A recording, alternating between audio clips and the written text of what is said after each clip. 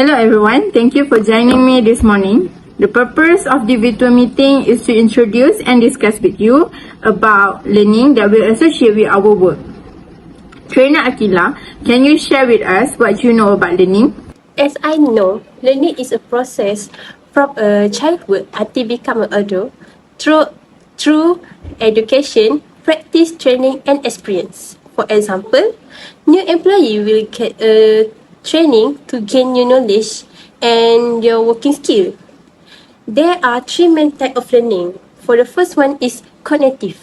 This is a beginner stage, which is you begin any skill. Most people have to do lots of mistakes because they haven't done the skill before and still learning. Therefore, we require training and guide from the trainer or coach. For the next stage is associative, where a natural stimulus becomes an associate with a reflex response. We need a lot of practice and we are going to start making less mistakes and become better. Is it like the new staff always need a guide before, but later with the time and the labor of study and practice, they know how to do the job better by their own? That's right. What about the last type, Miss? Oh, for the last type is observation, which is an expert stage. In social learning theory, people learning by observing and imitating model. For example, employee with a good performance will get reward bonus. So, new or other employee will likely to imitate the behavior. Did you guys know brain role can also affecting our learning skill? Oh yes, I heard that the left and right brain have a different function. We need to understand our brain better so we can learn better. What is your opinion, Nikin? As what I know, the left brain function is often associated with logical thinking, analysis and language skill, while the right brain function is thought to be more creative and skilled at visual tasks. We use both sides of our brain together. Different parts handle different tasks like thinking, feeling, controlling movement, and remembering things. But they all work as a team. Some parts are stronger, making us better at certain skill, and we can improve this skill with a practice. Wow, this is really awesome! How can I apply these theories in my job roles? Brain-based learning can look like we can combine written and verbal information to boost working retention. This will make us stay focused and keep interest with our work. I think we can also provide training sessions that conducted by employees who are more expert to help the new employee to gain knowledge and improve their skill on working.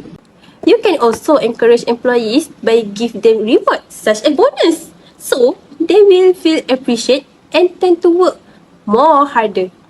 Oh, that's such a good idea. I will practice this next time. Look like we have covered all of our agenda at this meeting. Thank you all for your time and let's meet at our next meeting.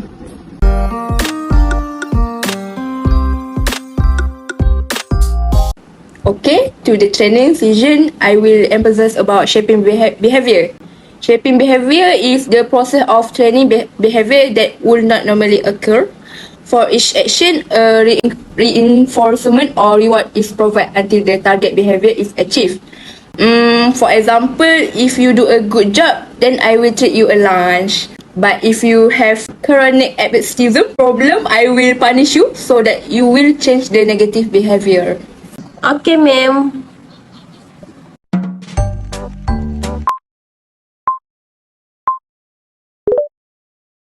Ma'am, regarding on the data, our sale for this month increased for 10% compared with the last month. I suggest we do the live 12 hours streaming sale with special limited voucher to increase our views and sales. Wow, your idea working amazing. If you maintain this performance in working, you might have a high chance to be listed in one of best employee award and get bonus. Thank you, ma'am. It's such an honor and I just doing my responsibilities as a worker.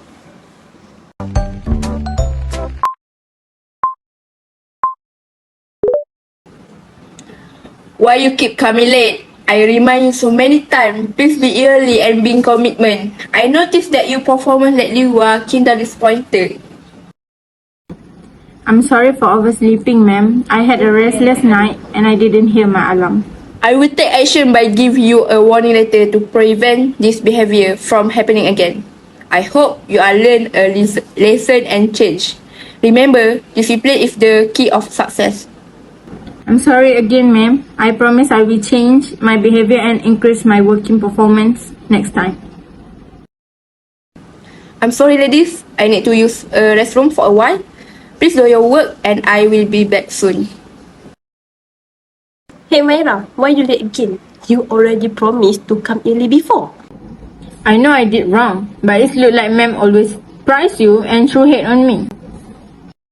It's not like what you think. Ma'am is just doing her job as a leader to guide and train to shape workers' behavior.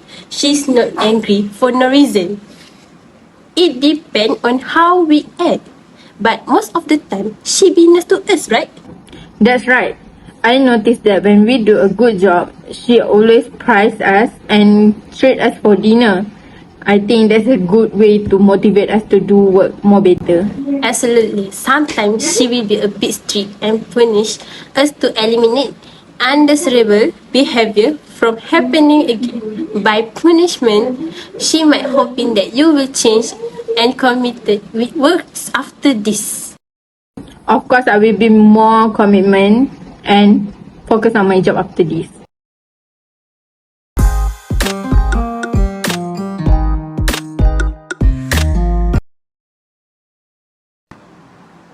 Miss, why you look so focused?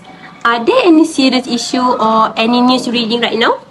Oh, I've been reading my old friend's conversation in a group. They are judging our old college because his job doesn't match with the education he received and assume that he can adapt with the working scope. I wonder why they have that kind of perception. Is it that hard to support and motivate your friend? Oh, I feel bad after hearing that. But what is perception? Perception is the way we understand and interpret the things that are happening around us, and it can also be seen by people with the same situation but different opinion. I had bad experience back then at my old workplace. I get ignored by other employees because I didn't have a degree like that. Then they assumed I didn't continue studying because I was lazy. But it was actually I have financial problem. It became worse when I have kept isolate myself to avoid being judged. Their spirit knew that I am problematic for not being able to collaborate with them. While me before, all my manager regularly check on my progress and I heard from other employees may perceive this as supportive and caring, but some employees see it as a lack of trust. I knew few factors can influence perception such as personal preference. Every person is unique and bring different attitude to a team. You may work well when collaborating with others while your co-workers prefer work in isolation. Each of these different affects your perception of your team and organization. You will behave differently when you're working with your colleagues as opposite to someone else. Your perception of your co-workers shapes the way you work as well. In the workplace, it's necessary to respect this difference and work with others to create harmony. Oh, past experience are also significant factor influencing perception too. They shape us into who we are today and create our personal bias and opinion as well as our expectation from others and ourselves. It's important to be open to changing our perception when situations are changed. What do you mean by bias affect behavior? One common bias is stereotyping. This happens when we assume things about someone based on their age or background. For example, thinking a young person must be lack of experience. But Miss, how can these biases affect our behavior? They can lead to unfair evaluation and tension with team. If we misjudge someone, it can create misunderstanding. So how we can avoid this? Awareness is the key. We should focus on fact and get a diverse perspective.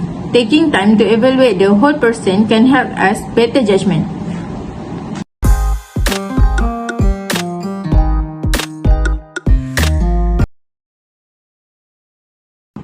Morning guys. As we start this new project, we need to establish a clear decision-making process. So, anyone who has a on option? Of course, me. I think we should use rational decision making. This involves several steps. First, identifying the problem. Next, gathering relevant information. Then, generating possible solution. Evaluating those opinions based on criteria. And finally, making the decision.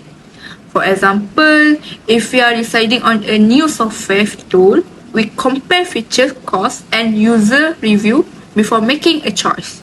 That's a solid approach, but we should also consider boundary rationality. This concept recognizes that while we aim for rational decision, our ability to process information is limited. For instance, if we have a tight deadline, we might not be able to research every software option truly. We have to rely on the most readily available information, which might not cover all possibilities. Exactly. And we talk about intuitive decision making. This involves making choice based on feeling or instinct. For instance, if a team member has an experience with a specific software and feels it the right fit, they might advocate for it without running through all the steps of rational decision making. Intuition can be very effective, especially in fast-paced environments. However, it is important to balance it with some form of analysis. For example, in past projects, relying solely on intuition lead to missed opportunities for better solution. Wow, great point. So, we have rational decision making, bounded rationality, and intuitive decision making on the table. Which approach do we think the most appropriate for this project?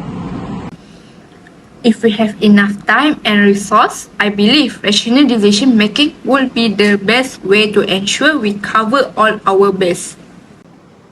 But, considering our tight timeline, we might need to lean more on boundary rationality.